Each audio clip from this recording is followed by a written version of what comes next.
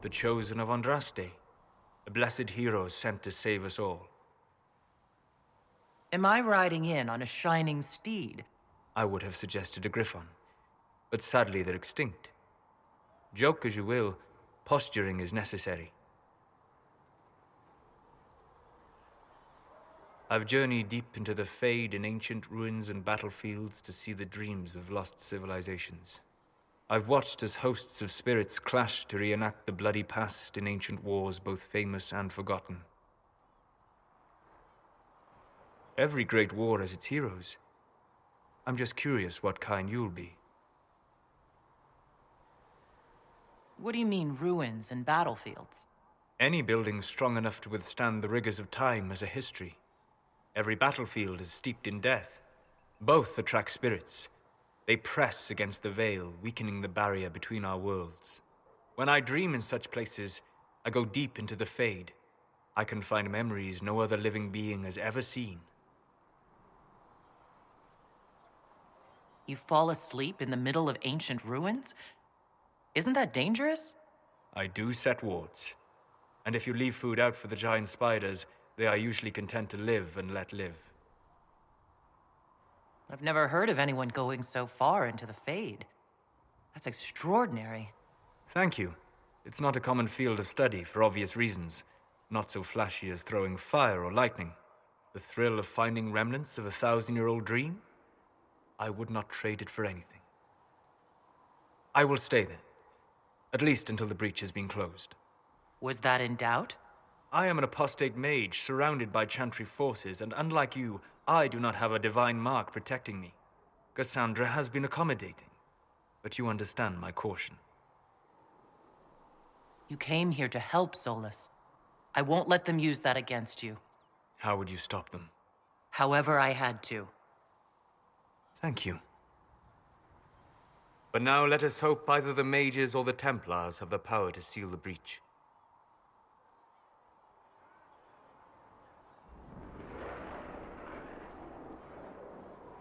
Closing the breach is our primary goal. But I hope we might also discover what was used to create it. Any artifact of such power is dangerous. The destruction of the Conclave proves that much. You don't think whatever created the explosion was destroyed in the blast? You survived, did you not? The artifact that created the breach is unlike anything seen in this age. I will not believe it destroyed until I see the shattered fragments with my own eyes. We would do well to try to recover whatever created the breach. Liliana's people have scoured the area near the blast and found nothing. Whatever the artifact was, it is no longer there. In any case, did you need me for anything?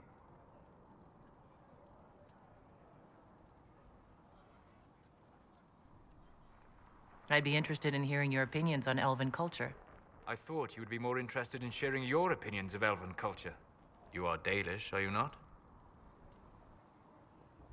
Yes, I am. The Dalish are the best hope for preserving the culture of our people. Our people. You use that phrase so casually. It should mean more. But the Dalish have forgotten that, among other things. Oh, but you know the truth, right? While they pass on stories, mangling details, I walk the Fade. I have seen things they have not. Irabella, Sarin. If the Dalish have done you a disservice, I would make that right. What course would you set for them that is better than what they know now? You are right, of course. The fault is mine, for expecting what the Dalish could never truly accomplish. Irabella, Stalin. If I can offer any understanding, you have but to ask.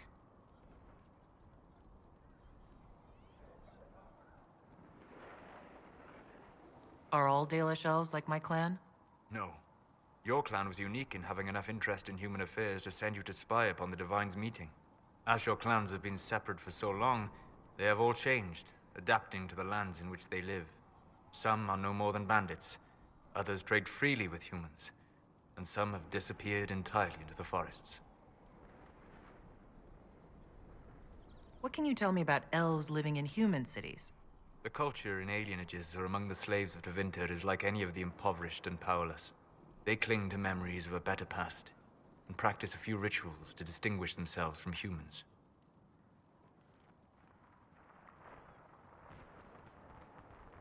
Is the magic they teach in the Circle different from the magic I learned with my people? No and yes. Magic is magic, just as water is water, but it can be used in different ways. Dalish magic is more practical, not needing chantry approval, although they still frown on blood magic. Superstition. Much of it is more subtle. A legacy from when elves were immortal.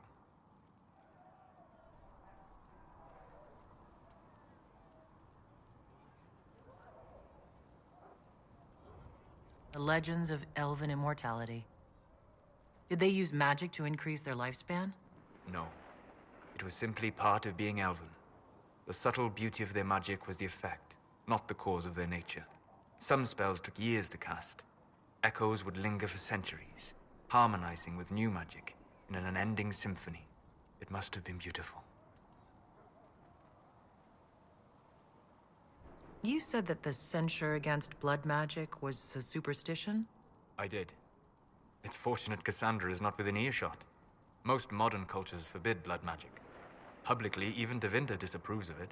But as I said, magic is magic. It matters only in how it is used.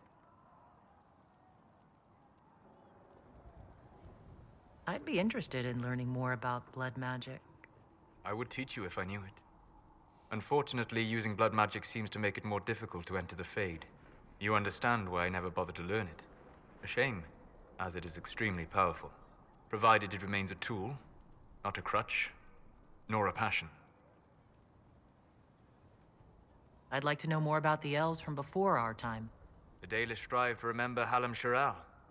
But Hallam Sharal was merely a fumbling attempt to recreate a forgotten land. Arlathan. Elvanan was the Empire, and Arlathan its greatest city. Place of magic and beauty, lost to time. You've studied ancient elves. What else do you know of Arlathan? We hear stories of them living in trees, and imagine wooden ramps or Dalish Erebels. Imagine instead spires of crystal twining through the branches, palaces floating among the clouds. Imagine beings who lived forever, for whom magic was as natural as breathing. That is what was lost. We'll talk later. Goodbye.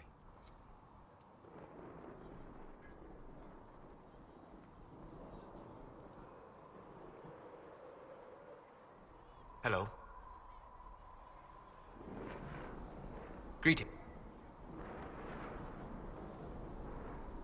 Greetings.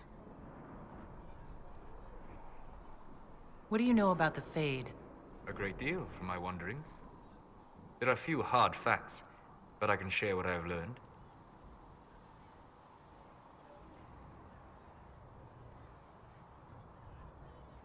I'd like to know more about the Veil. Circle mages call it a barrier between this world and the Fade. But according to my studies in ancient elven lore, that is a vast oversimplification.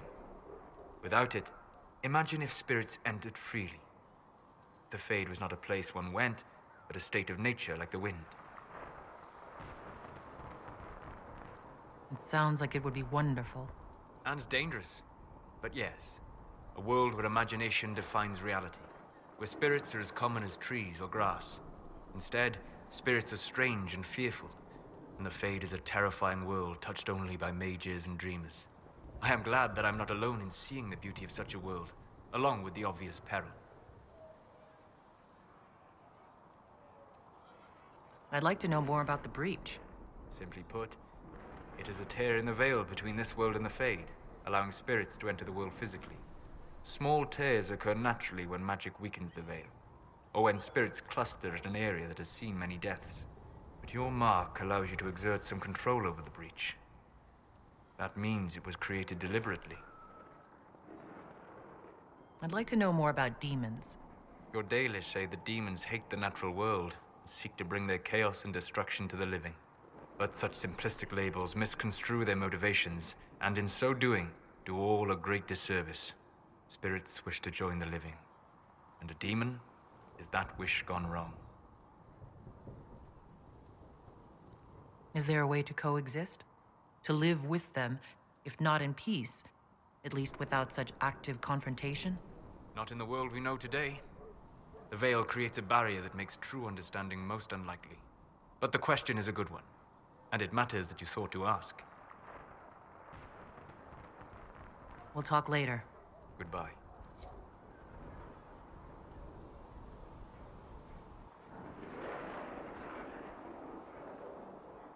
What can I do for you? I'd like to know more about you, Solas. Why? You're an apostate, yet you risked your freedom to help the Inquisition. Not the wisest course of action when framed that way. I appreciate the work you're doing, Solas. I just wanted to know more about you. I am sorry. With so much fear in the air. What would you know of me?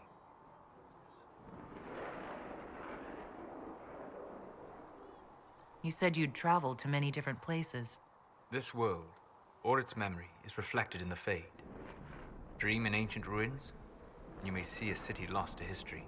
Some of my fondest memories were found in crumbling cities, long picked dry by treasure seekers. The best of the battlefields. Spirits press so tightly on the veil that you can slip across with but a thought. Any place in particular? I dreamt at Ostagar. I witnessed the brutality of the Darkspawn and the valor of the Ferelden warriors. I saw Alistair and the hero Ferelden light the signal fire, and Logain's infamous betrayal of Kaelin's forces. I've heard the stories. It would be interesting to hear what it was really like. That's just it. In the Fade, I see reflections created by spirits who react to the emotions of the warriors. One moment, I see heroic wardens lighting the fire, and a power-mad villain sneering as he lets King Kaelin fall. The next, I see an army overwhelmed and a veteran commander refusing to let more soldiers die in a lost cause. And you can't tell which is real? It is the Fade. They are all real. What made you start studying the Fade? I grew up in a village to the north. There was little to interest a young man, especially one gifted with magic. But as I slept, spirits of the Fade showed me glimpses of wonders I had never imagined. I treasured my dreams. Being awake, out of the Fade, became troublesome.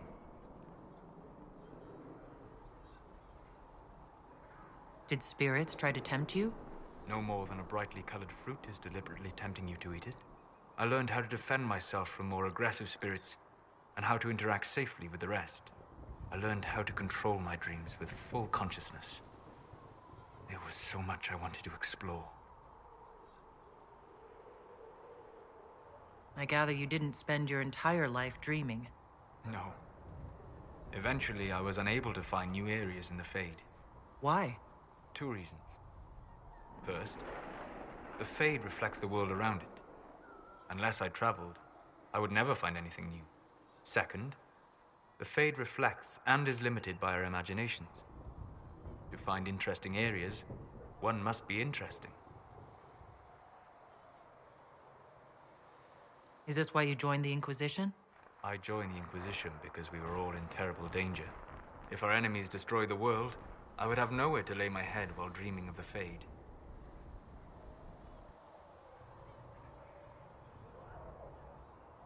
I wish you luck. Thank you. In truth, I've enjoyed experiencing more of life to find more of the Fade. How so? You train your will to control magic and withstand possession. Your indomitable focus is an enjoyable side benefit. You have chosen a path whose steps you do not dislike because it leads to a destination you enjoy. As have I.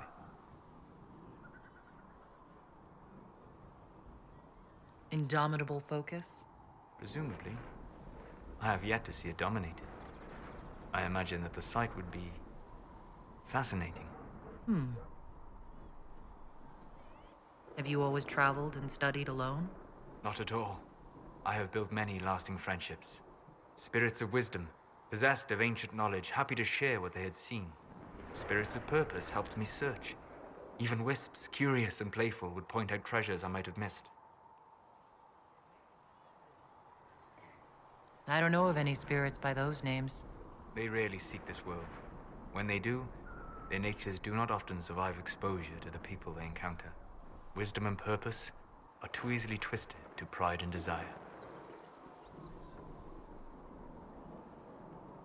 You're saying that you became friends with pride and desire demons? They were not demons for me. Meaning? The Fade reflects the minds of the living. If you expect a spirit of wisdom to be a pride demon, it will adapt. And if your mind is free of corrupting influences, if you understand the nature of the spirit, they can be fast friends.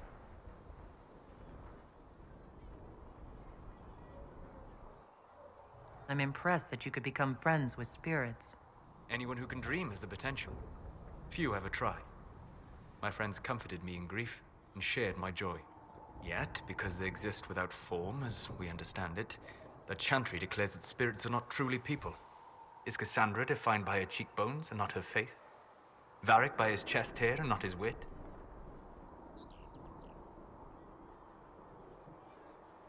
You have an interesting way of looking at the world, Solas. I try. And that isn't quite an answer. I look forward to helping you make new friends. That should be... well... That isn't quite an answer either. We'll talk later. Goodbye.